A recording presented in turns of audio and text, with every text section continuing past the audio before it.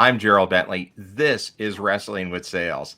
Today, we're talking with Scott Hosey about selling memories, those collectibles that make an event memorable. Scott, hey, thanks for joining us here. Thanks for having me. Absolutely. And I wanted to talk with you this week because on our sister show, Las Vegas Wrestling Scene Confidential, we talk about wrestling in Las Vegas. And one of the major players, along with the guys from the Major Players podcast, are coming to Vegas this weekend. And you're going to be involved with Power Play Sports Collectible up at Sam's Town, along with Impact Wrestling. I wanted to make sure we talked a little bit about that this Saturday and Sunday coming up at the Sam's Town Casino. Absolutely. We decided to run in conjunction with Impact because they do their pay-per-views here a number of times a year. They've got No Surrender and the two television tapings shortly thereafter on Saturday and Sunday. And I've worked with Impact for a number of years with other events and other athletes and celebrities, and they're great to work with. So we proposed something to help with the fans because here in Las Vegas, fans are rabid for wrestling. It's some people call it the new wrestling capital of the world. Needless to say, fans go to Sam's Town, which is a local casino here, and they stand and wait for the wrestlers to, possibly stop, get an autograph. Well, obviously there's back ways into the venue. So we decided to make the wrestlers available, working with Impact, to do a meet and greet upstairs in the banquet facility called the Ponderosa Room. And we got 10,000 square feet, 100 vendors that'll be selling different memorabilia, both toys, comics, collectibles, and Impact's going to have an Impact Zone there. And what's nice is we've got some other WWE Hall of Famers that have decided to come out with Rikishi, Godfather, and on Sunday, Papa Shango. Hint, hint. Okay. You know how that works. And then, we've got the Glow Girls. We've got a number of celebrities. Also from the Bears and Raiders, we got Willie Gault. So it's going to be fun for everyone. Mascots from the local teams. It's just, I'm taken aback on how things have fallen into place working with Impact. Such a great organization. And my team here, going from my wife, my daughter, the Unicon folks that I've been working with them. They've all chipped in and just done a great job and help and support us. I'm showing some of the guest rundowns right now, and really, along with the legends, you have the vast majority of the Impact roster that's going to be in there signing autographs during the 2 days. How Absolutely. easy was that to coordinate? Because that's difficult to get everybody kind of lassoed into a tight window. Yeah, it definitely is. They have a call time, which is about 2-3 o'clock in the afternoon to get ready for their event later in the evening. So it has been a challenge working with Ross, their marketing director at Impact. Has been a wonderful experience. We juggled a few names. Some have decided not to. Some, for the most part, are going to be there. We have two guys that are always there for us, and that being Heath and Rhino. They're there all the time for any events we have here. Great guys, obviously, former other company, we'll just say, but definitely a mainstay, especially, with Names, but yeah, exactly. But was ECW with Rhino. sure. They made the tracks through the indie scene, and they're great with fans. So when we replaced a couple names with those two, definitely I was thrilled. And like I said, and you said, most of the Impact roster's there. I mean, we've even got Josh Matthews coming out from behind the microphone to sign autographs for people. Well, and I think one thing that Impact does really well, especially now that they're getting their feet under them after shaking off COVID, they go and tour and do smaller venues, but venues that are in wrestling hotbeds. So there really is an active fan base that goes to their events. Oh, definitely. And their events here at Sam's Town are great because the venue is, like you said, very intimate. You can put about 1,200 in there, and they'll sell it out.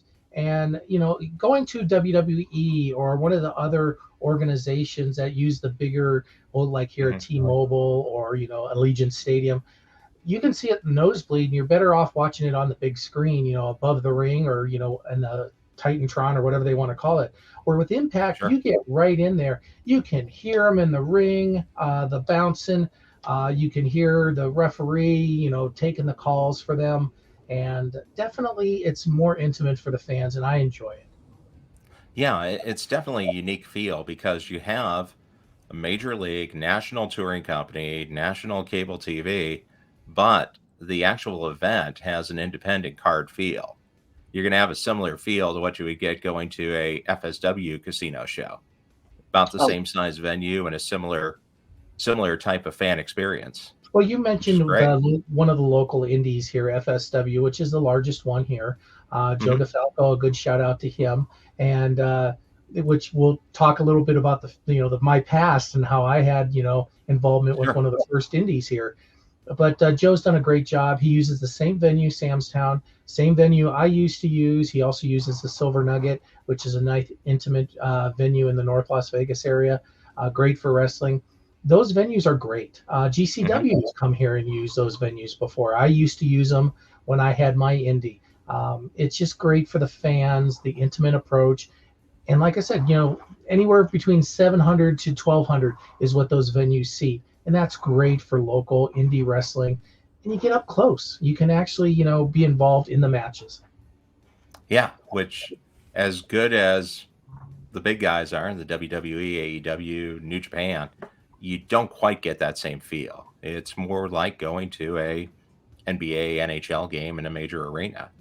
Just a little bit different feel. Very true, very true. And like I said, shout out to Joe DeFalco. When I closed up my indie years ago, Joe and I sat down. It took him a few years to get his, feet under him and get in a good, strong hold of what he wanted to do. Uh, Indie wrestling is very tough. It's very Mhm. tough to make money. And, for the local indies here, you've got BVW, you've got FSW, and you've also got Versus, great organizations. And they're great to work with.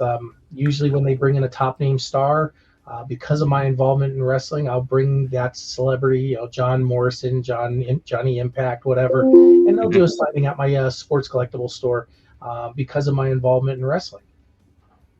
Yeah. Another reason why I wanted to get you on, I definitely wanted to make sure we talked about the Impact event and the signing, but I think that's a really unique company that you have going with your sports collectible store, and you decided to venture into an industry that has tremendous amounts of competition. Oh, We talk on tremendous. wrestling with sales about car sales primarily and dealing with competition. And you have to set yourself aside from the rest of the people. Oh, How do you absolutely. do that with power play? Well, with Power Play, it started basically when I was about 14 years old. My grandparents were snowbirds, came out here to the West to augment, their retirement. They sold at craft shows and things like that. And my little Mhm. baseball card collection would sit at the end of the table, and I would sell those 20, 30 cards to buy more cards. Well, it went Okay. from this to this to this to this. And over the years, it's been wonderful. And with power play, not only do we do, all the major sports, NBA, hockey, football, baseball, but I decided because of my involvement with wrestling and my knowledge of it and being a promoter, and also I was on the board of the Cauliflower Alley Club, which is a 501c for the wrestlers for about 15 years. I decided, you know what, wrestling collectibles.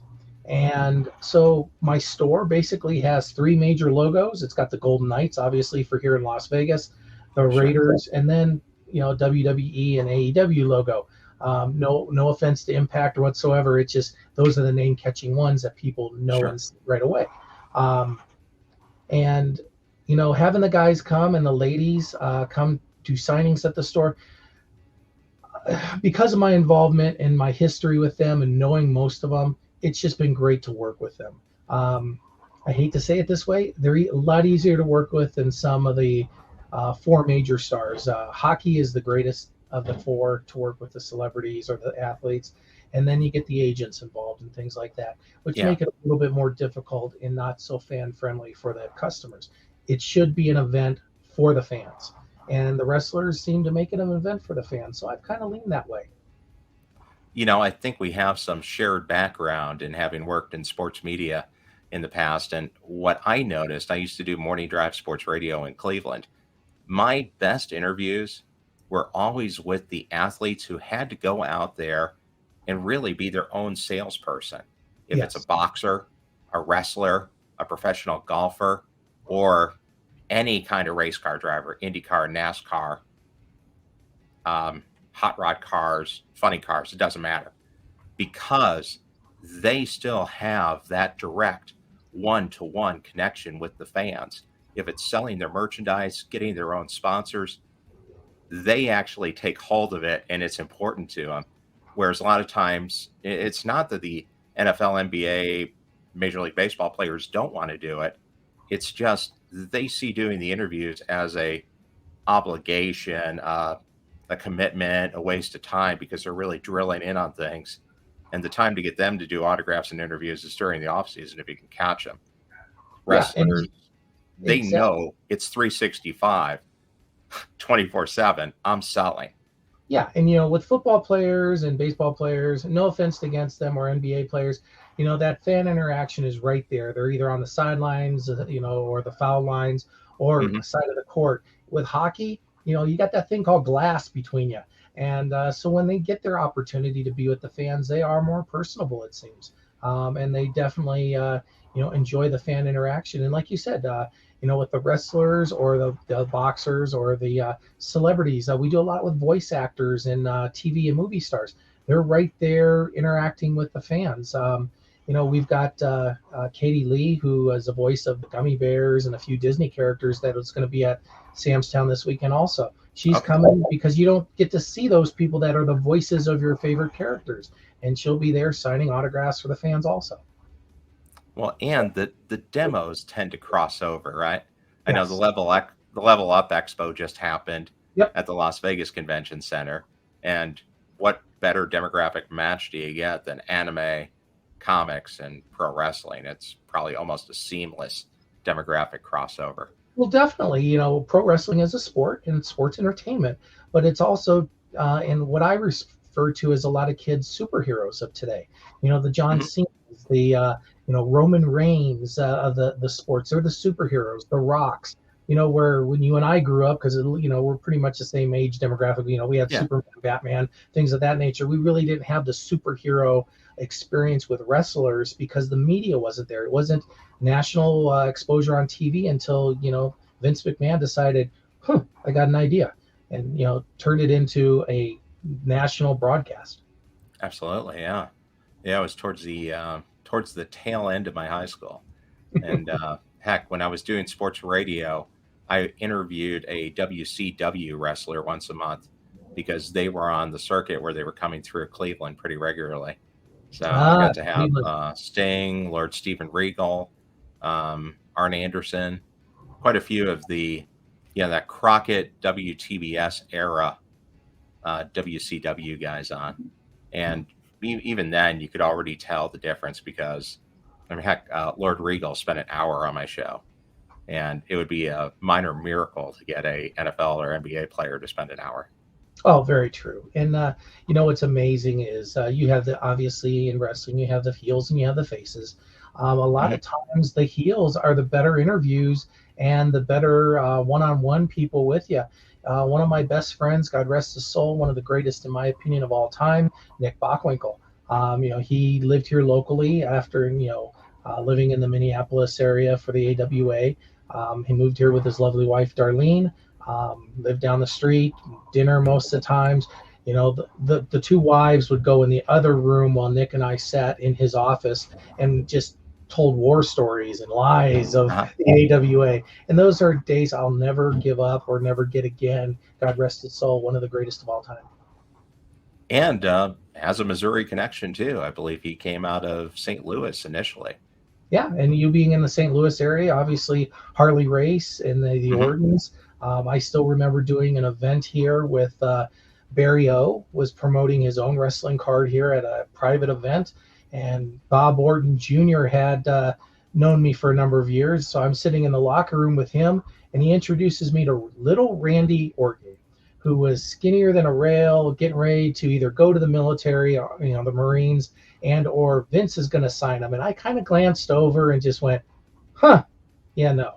And then about 4 or 5 years later, I see Randy in a dark match, and it's like, huh, he grew up really quick. But Yeah. those are days I'll never give up being involved in wrestling, is sitting in the back. And then with the collectibles, as you mentioned, I was able to turn it into something that people could um, relate to and cherish. One thing I have a policy in my store and my business is, our friendships with either a Nick Bockwinkel, I mentioned Bob Orton, Rikishi, Charles Wright, who is Papa Shango / Godfather / Kama. You can keep adding that. I'm good friends with all those guys. I'll go out to dinner with them, and everybody's like, "Oh, you get these autographs for free." And I definitely keep our personal and our business relationships different, because they have a right to make money off their signings and things like that. So when I do need a signing or them to appear, I pay their fees, and Yeah. I obviously maybe get a little gratis on the price and things like that. But I try to pass that along to the customer in my store. A cheaper autograph. And more realistic. I try to do the legends too, because everybody wants a John Cena or an Undertaker, but people seem to forget the Mr. Wrestling, Mr. Wrestling 2, those people. I've had I've had Harley, I've had Moolah and Nick. I've had Bobby Heenan, who, God rest his soul, I remember the last time I saw him at CAC. He obviously couldn't talk, but I got the Bobby Heenan hug, and after he hugged and smiled at me, I got the, and that I'll never give up. But that's my love for the wrestling business transpired into my business and merchandising. And don't give up on all these legends. I know we have a tremendous amount of stars coming this weekend, and a lot of youngsters coming in. But you got some true legends out there. Like I said, Rhino, Absolutely. Tommy Dreamer is going to be there. You got Sabu that's going to be there. D'Lo Brown, Rikishi. Anybody who watches WWE now knows who Rikishi is, if they didn't know way back when. Father of the Bloodline. And then got Willie Galt, who, obviously these guys are getting up there in age. Willie's in great shape right now still, but part of the Super Bowl shuffle, and for those Chicago Bears fans, it's been amazing a while. Athlete. Yeah. Now, was I kind of accurate that part of the reason for getting into the collectibles is because those collectibles they're basically tokens that allow you to remember those huge events, or in the case of absolutely. Some of the wrestling legends, make you remember what made you love the sport to begin with. Absolutely. I've got personal stuff that I had signed for my own personal collection. Some can be displayed, some can't, because of practical jokes. That in the wrestling business, you call it a rib. But the collectibles, it is your memories. Even though I'm in the business, and the collectibles boom happened again during COVID with baseball cards and that skyrocketing in prices. And then with COVID, a lot of people started doing podcasts. So you have yours, I have mine. Sure. We do Whatnot, things like that to sell collectibles. To make money, to augment some people's lives because of the tragedy of having COVID hit the world. But it is your memories, and you really got to understand that this is a hobby. I tell my customers that even come in to buy the baseball cards and that, don't use it as an investment. Please. If you're going to do that, I've been through the crashes and the hypes of baseball cards now probably 6 times. The next time it'll happen, I'll be in my 70s, 80s. I don't want to be selling baseball cards at that time. I want to be on a beach drinking Mai Tais. But use it for fun. It's a hobby. And enjoy it, like you said. You've got belts in the back there. You're not sitting there trying to market them and things like that and resell. That is your hobby and your love. And enjoy it. When I have commercials cut for my store, I always want Dad with little Johnny or Susie sharing a picture and telling a story of, I watched, Mickey Mantle, hit such and such home run, or I watched Hulk Hogan defeat Yokozuna at Caesar's Palace. Use it as a memory, because there is not a single hobby in the world that is purposely there to make money, with the exception of coins, because of the intrinsic value of the metal, the gold and the silver. The That's rest true. is Yeah. hobby. It's coin collecting, stamps. People collect paintings and things like that. If you're going to collect wrestling memorabilia, collect it for the love of it. And I even say that for the baseball card, collectors. How many people in the industry sunk tons and tons of money into Zion Williams, and he's pretty much become a bust. He'll be a great Sure. player, but he's not going to be, he's not going to put your kid through college. And do the same thing with wrestling. Take those pictures with the fans and get a picture signed. Don't try to become a business person. If you're augmenting a collection, and there's great people out there that do podcasts. I see them all over the internet, all over Facebook. Some even buy from me. You got Signed by Superstars. He does a great job with what he does, but those are few and far between. Don't try to be the next My Pillow guy and try to make a fortune.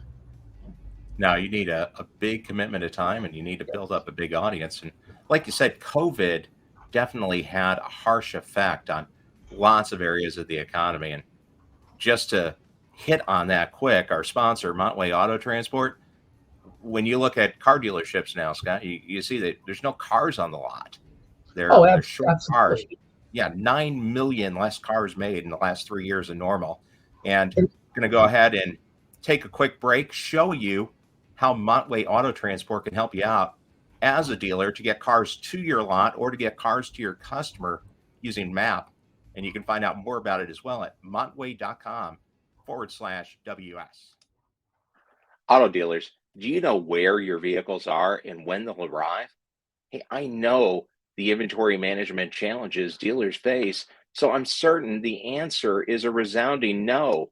But Montway Auto Transport can change your answer to a confident yes with the Montway Automation Portal, better known as MAP. MAP offers a smarter way to move and manage orders while giving you end to end visibility of all inbound and outbound units. You can upload VINs, get pricing, dispatch the orders, and track every unit on the dashboard. Leveraging MAP can save you time and money and get vehicles to your lots quicker to sell. With MAP, you can book, track, and manage your inventory from one revolutionary platform. See MAP in action at www.montway.com/WS.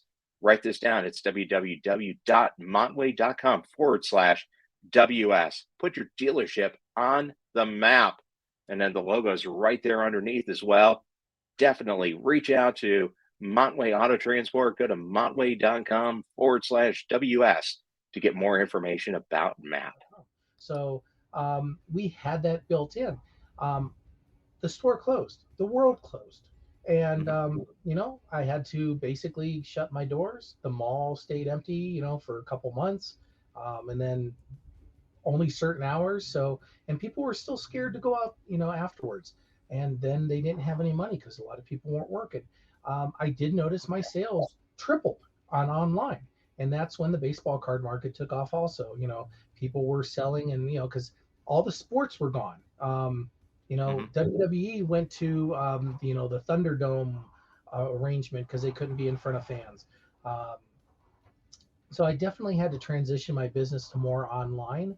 And have I gotten a little lazy on pushing the online stuff now that we have a full retail store open 7 days a week? Sure. But obviously, I have to focus on the online stores and the customers walking in. We're still open for business 24/7, 365 online. I get orders, believe it or not, in the middle of the night from people. It's like, why are you up at 3 o'clock in the morning, in New York? But people have Sure. different work schedules.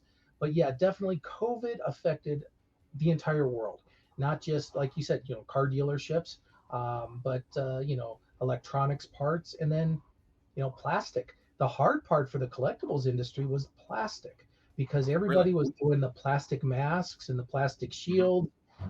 The hard part was card supplies or collector supplies. The baseball cards go in a what they call a small top loader.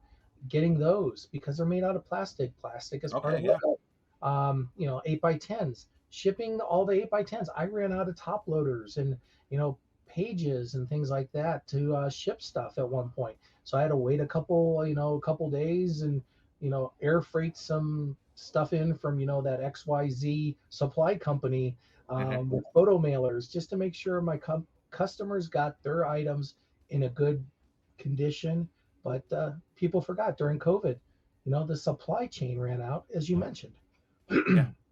So many unintended consequences and things that people didn't think of. And it's still there. You and I are both still shaking off a case just recently. So, it's definitely still out there, still a factor. But Oh, thankfully, things are opened back up again. I was just out in Las Vegas recently, and the difference between this year and last year is night and day. You see the activity back, you see the events back, the people coming back, which is what that city should be. It should be a yes, city of activity and bustling. So that's yes. really good to see.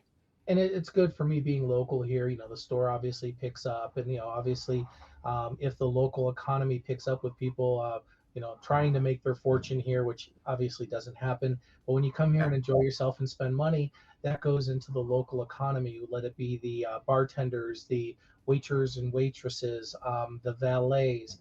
Giving them a resource because obviously where they're closed, they didn't make money. yeah, But then now they can come back and spend money um, for collectibles, and that yeah. pushes my store sales. So, but I definitely want them to make sure that they, you know, take the time for their family before they spend the money on collectibles. Well, and speaking of collectibles, we got one here virtual collectible for you, the Dealership Rescue Wrestling with Sales Champion of the Week. Just going to ask you a couple of quick questions in the championship round here. Sure. Favorite wrestler of all time? I think you kind of maybe gave it away earlier. No, even though Nick was a dear friend of mine, I would say I'm a mark for Ric Flair, the old Ric Flair, the Georgia Championship Wrestling. Once it became WCW, obviously his gimmick had to change because staying employed. But the jet flying, limousine riding Ric Flair. Okay, great. And what about your most prized personal collectible? I would say it's not really a collectible, but I'm going to stand up real quick and pull it off my wall, Okay. and I'll show it to you. These are memories that I will never get back. Um, that is a picture. I don't know if it shows very well on your monitor, but that is Nick and his lovely wife Darlene and myself at CAC. Like I said, I was a board member. He was our president for a number of years. My 15 years there, I went through Lou Thez, Red Bastine, Nick Bockwinkel. The current president and I do not see eye to eye. We'll just leave his name out of it. Okay. But those three individuals are top notch in my book, and will be dear friends till the day I die. Excellent. Excellent. That's a great, great memory. And he was a terrific champion. If you get a chance, if you're not familiar with Nick Bockwinkel, especially during his run in the AWA, it's on YouTube. Search Nick Bockwinkel and you can see some great matches. The A Gagne lot of the Sleeper, legends of the WWE came yes. from the AWA. Yeah, the Gagne sleeper versus the Bockwinkel sleeper. His Hmm. mic skills were amazing, and the only reason he didn't get the publicity that because the AWA territory, even though it was a big territory, it didn't cover a lot of major cities that had population. Obviously, Kansas City was one of them, Hmm. Minneapolis, Chicago, and the Vegas area. But when you came to New York, even though WWE in the territory days but NWA spread from the Carolinas down to Texas. But the AWA was definitely a great marketing tool. I'm glad people still remember it. I'm just sad on how it ended. Yeah, the I think a lot of people say that the AWA Vern Gagne held on to the territory idea, unfortunately, longer than anyone else, and that ended up really hurting. By the time they got the national TV deal on ESPN, The it was product getting moved was around, and it was a little bit too late. the product was gone, and Nick and I had many conversations on him sitting in Vern's office when Nick wanted to retire and who he should drop the belt to. Those were very entertaining conversations. Oh, I'm Uh, sure. but they, he was a great champion, carried the belt well. He was also offered to be NWA champion at one point, except the work schedule didn't. The NWA champion pretty much had to wrestle 6 days a week, twice on Sunday, as they called it, and Mhm. AWA champion only a couple times a week. So he chose the easier route. Shows the balance of life. Yes, And absolutely. just to wrap up, coming up this weekend, Saturday and Sunday at Sam's Town, you got the Sports Cards, Toys, and Collectibles show from Power Play Sports Collectibles, featuring the talent from Impact Wrestling and some great legends from pro wrestling. Just a terrific opportunity. And people that are watching this, they can find out more about it by going to your store's website or just going down to Sam's Town. Yeah, absolutely. www.powerplaysportscards.com. We're also on Facebook and Instagram at Powerplay Sports Collectibles. And definitely stop down to Sam's Town this weekend, Saturday, Sunday. Hey, don't forget to see Impact on Friday night. Friday night is their pay per view. Yeah, that's the big show.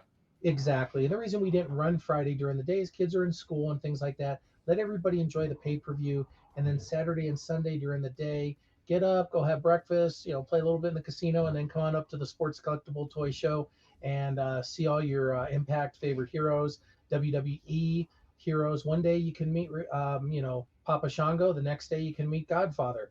I don't know how Mhm. both are going to be there, but, Mhm. then you got Rikishi. Don't forget the Glow Girls. Glow was the beginning of women's professional wrestling. Obviously, Victoria um, and a few others came through there. But, the Royal Hawaiian, we've got Roxy, Sunny will all be there from the original Glow Wrestling. Okay. Uh, ECW, you got Sabu and Tommy Dreamer, who's working for Impact. So you got Yeah. two legends from ECW there. Viva Van, who is a young lady on the independent scene that was trained at the Rikishi school in California. He speaks very highly of her, and she's getting a slight push on AEW right now. Hmm. But no, definitely the talent's going to be there. A couple football players. We got Anthony Miller from the Cowboys, Chargers, Broncos, all pro who went to Tennessee. We've also got Willie Galt. We've got the cheerleaders from the Golden Knights. We've got the mascots from the Las Vegas Aviators, the baseball team here. Okay. They're all going to be floating around, and then with your paid admission, you get a raffle ticket. So we got some great prizes. Lithographs signed by Arn Anderson, a tremendous amount of autograph stuff, and shout out to all my local sponsors here for the show.